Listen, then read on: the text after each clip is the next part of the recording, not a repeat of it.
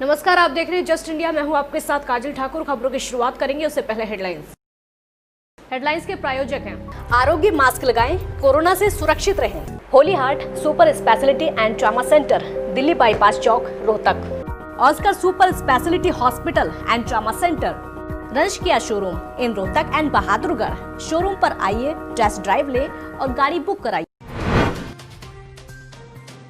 हरियाणा में 691 नए मरीज मिले। प्रदेश में संक्रमितों की संख्या 22,930। दिल्ली बॉर्डर भी पूरी तरह हो सकते हैं बंद। महिला सशक्तिकरण को लेकर प्रदेश सरकार का बड़ा कदम। श्रेष्ठ काम करने वाली महिला पंच सरपंच करेंगी स्कूटी की सवारी। दुष्यंत ने कहा 100 स्कूटी देकर महिलाओं को किया जाएगा सम्मानित। हरियाणा के खेल मंत्री संदीप सिंह का बयान। प्रदेश के हर गांव में खोले जाएंगे यूथ क्लब। हर गांव में यूथ क्लब खोलने वाला हरियाणा पहला राज्य बनेगा।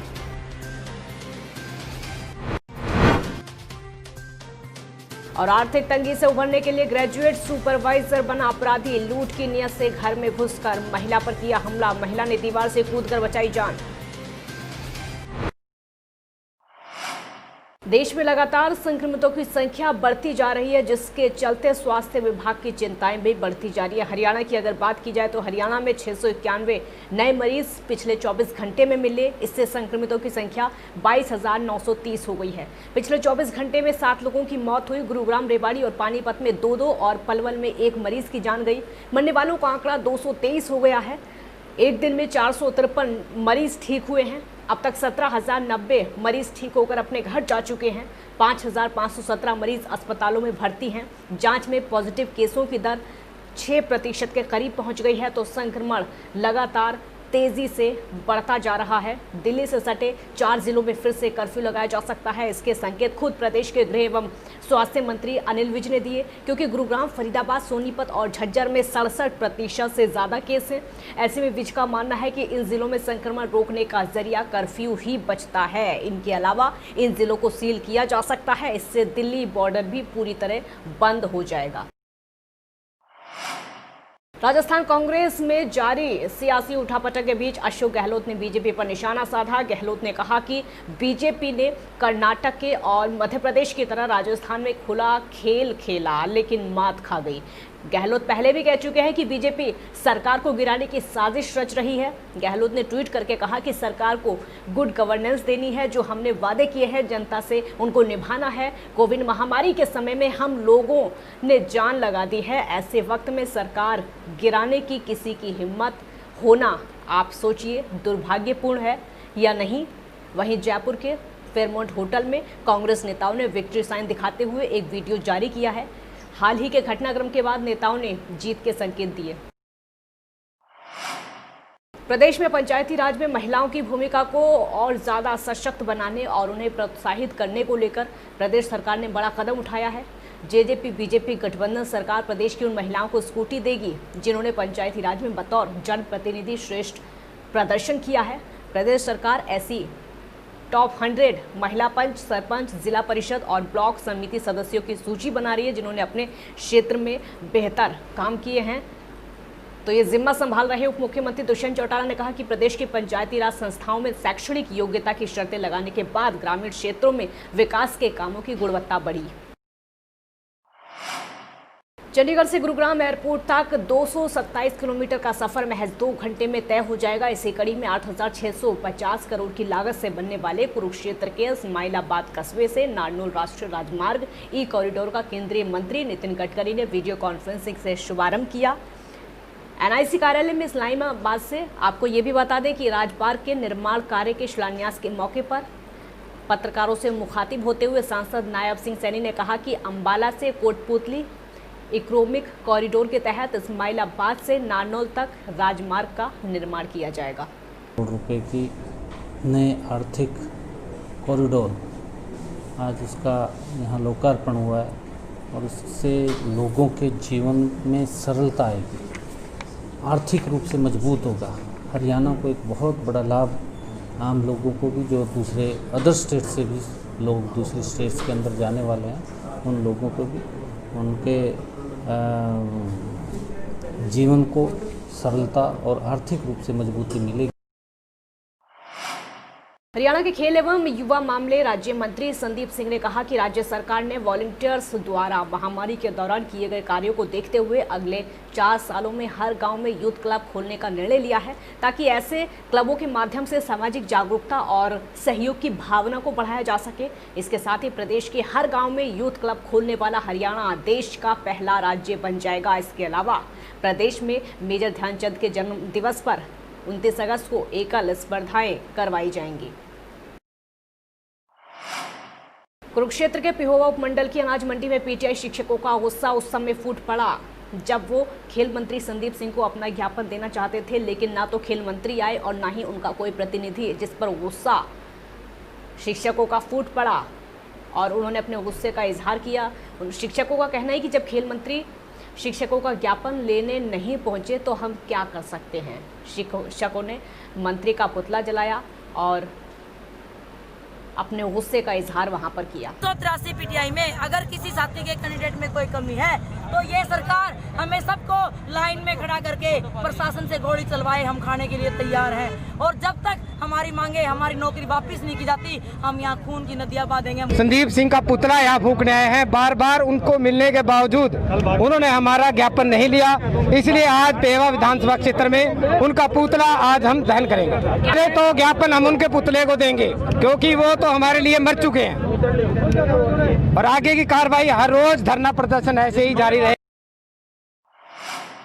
महेंद्रगढ़ स्थित हरियाणा केंद्रीय विश्वविद्यालय के गेट पर ग्रामीणों ने कई मांगों को लेकर अपना धरना जारी रखा। ग्रामीणों ने धरना स्थल पर वाइस चांसलर और प्रोफेसर राजेश मलिक के खिलाफ जमकर नारेबाजी करके गुस्से का इजहार किया। ग्रामीणों ने कहा कि इस विश्वविद्यालय के लिए गांव जाट और पाली की 500 एकड़ जमीन दी गई थी। उस समय लोगों को एक उम्मीद थी कि क्षेत्र के लोगों को रोजगार मिलेगा, लेकिन विश्वविद्यालय प्रशासन की मनमानी के चलते यहाँ के स्थानीय लोगों को नौकरी से निकाला जा रहा है, जबकि भाई भतीजावाद के चलते यहाँ पर बाहर के लोगों को ज़्यादा तवज्जो दी जा रही है। उन्होंने ये भी कहा कि विश्वविद्यालय में भ्रष्टाचार का बोलबाला है और इसके भवन निर्माण को लेकर कई कामों के अंदर भ्रष्टाचार फैला हुआ है। ग्रामीणों ने विश्वविद्यालय में भर्ती और इमारतों के निर्माण की जांच की मांग की है। वाइस चांसलर और प्रोफेसर को हटाने की मांग लगातार ग्रामीण कर रहे हैं। हमारी जो शुरू से 2009 में जिस तरह केंद्रीय विश्वविद्यालय तब से लेकर आज तक हमने ये बार बार धरने देते रहे हैं और हमारी बात रखी गई है, लेकिन हमारा हमेशा शोषण हुआ है। आज उन्हीं बातों को लेकर जिस तरीके से मैं आपको ये बिल दिखाना चाहता हूँ, वीसी साहब का जो है 800 रुपये का रेजर, ये इसका बिलिंग है। और जिस तरीके से ये बिल्डिंगें गिरना, इस बात का प्रमाण है कि इस यूनिवर्सिटी के अंदर भारी भ्रष्टाचार है। ये देखिए, धरने पे बैठता है तो वो उससे पहले उसकी सूचना देते हैं, और इन्होंने विश्वविद्यालय प्रशासन को कोई नोटिस नहीं दिया, कोई इन्फॉर्मेशन हमारे पास नहीं है। ये ऐसी डिमांड इन्होंने पहले या दूसरे दिन की, जो कि अखबारों में भी आई, कि विश्वविद्यालय को वाइस चांसलर साहब ने 31 जुलाई तक बंद नहीं किया। इससे प्रतीत होता है कि इनको कोई ज्ञान ही नहीं है कि क्या रूल्स एंड रेगुलेशन होते हैं। यमुनानगर में 26 जून को हुड्डा सेक्टर 17 पार्ट 2 में दिन दहाड़े घर में घुसकर एक पोल्ट्री फार्म व्यापारी की पत्नी पर हमला करने की वारदात को एंटी नारकोटिक्स सेल की टीम सुलझाने की कोशिश लगातार कर रही थी और उस मामले को अब सुलझा लिया गया है। टीम ने महिला पर हमला करने वाले धर्मेंद्र को गिरफ्तार कर लिया है और पकड़ा गया आरोपी धर्मेंद्र एक कंस्ट्रक्शन कंपनी में सुपरवाइजर का काम करता है।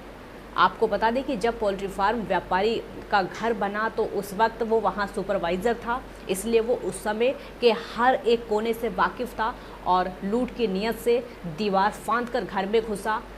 महिला की बहादुरी के चलते महिला ने घायल अवस्था में भी दीवार को कूदकर अपनी जान बचाई। फिर इसके दिमाग में यह आया कि मैं वहाँ अगर उस घर में घुसूँ, इस तरह की वारदात करूँ, तो मेरे को वहाँ से कुछ पैसे मिल सकते हैं, क्योंकि ये घर का जो अंदर का स्ट्रक्चर था उससे वाकिफ़ था।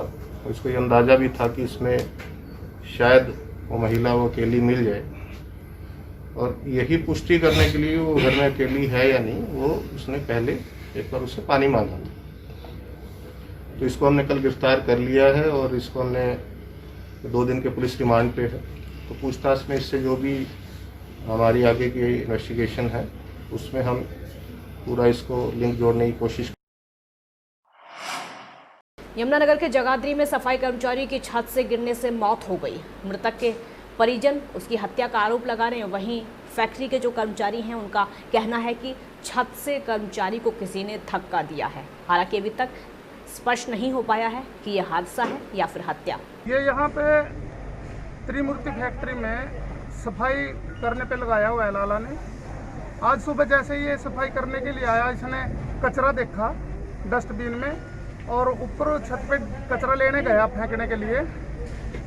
तो ये नहीं हम कह सकते कि इसको अब ये खुद गिरा या धक्का दिया, ये ऊपर से गिरा हुआ बता रहे हैं। अभी हमें मॉर्निंग में इंफॉर्मेशन आई थी कि एक आदमी छत से गिर गया है और गिरने से नीचे उसकी डेथ हो गई है और मौके पे आए हैं, देखा है, फुटेज वगैरह देख रहे हैं। तो मामला अभी तो ऐसा गिरने से लग रहा है जैसे छत से ऊपर गिरे और नीचे बिल्कुल उनका सिर लगा है, तो जिसकी वजह से उनकी मौत हो गई है। उनके बॉडी हॉस्पिटल में पहुंचा दी है। आगे जो भी बयान वगैरह देंगे उस हिसाब से आगे कार्रवाई की। खबरों के प्रायोजक थे Pramod trading company, tiles, sanitary ware, Ghanipura, Jhajjar road, Rohtak. Asian colour coated स्पात limited. Be Fast Fit, India's fastest growing fitness chain, now at Rohtak D Park. Corona महामारी से लड़ने के लिए आरोग्य मास्क लाया है आपके लिए सबसे आधुनिक मास्क। इसके साथ ही आपको मिलेगी आधुनिक PPE किट, वो भी बहुत ही सस्ते रेट पर।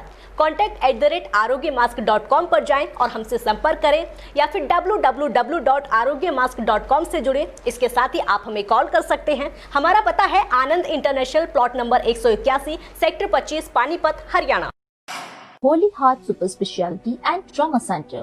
Modern healthcare facilities include cardiology and cardiothoracic surgeries, joint replacements, post-injury and trauma surgeries, orthopedic, laparoscopic and bariatric surgery, pulmonology, general medicine, gynecology, radiology, gastroenterology, nephrology. For more details, please contact Delhi Bypass Chowk, Vininagar, Rohtak. Our helpline 930-6722-176.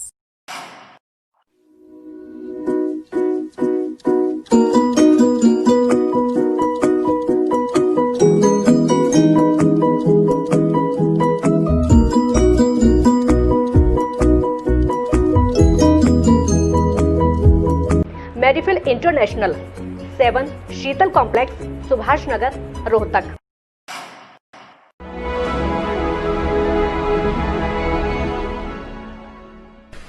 चाचा, आपने नया घर बनवाया है तो घर की छत पर कौन सी शीट लगवाई है? बेटा, मैंने अपने घर की छत पर एशियन शीट लगवाई है क्योंकि वो कभी न मिटने वाले ओरिजिनल निशान की चादरें हैं। साथ में ISI का चिन्ह, 5 साल की वारंटी के साथ साथ पैसों का सही मूल्य देने वाली वही इकलौती शीट्स हैं। क्योंकि नाम नहीं, पहचान जरूरी है। खबरों में फिलहाल इतना ही। देखते रहिए जस्ट इंडिया। नमस्कार।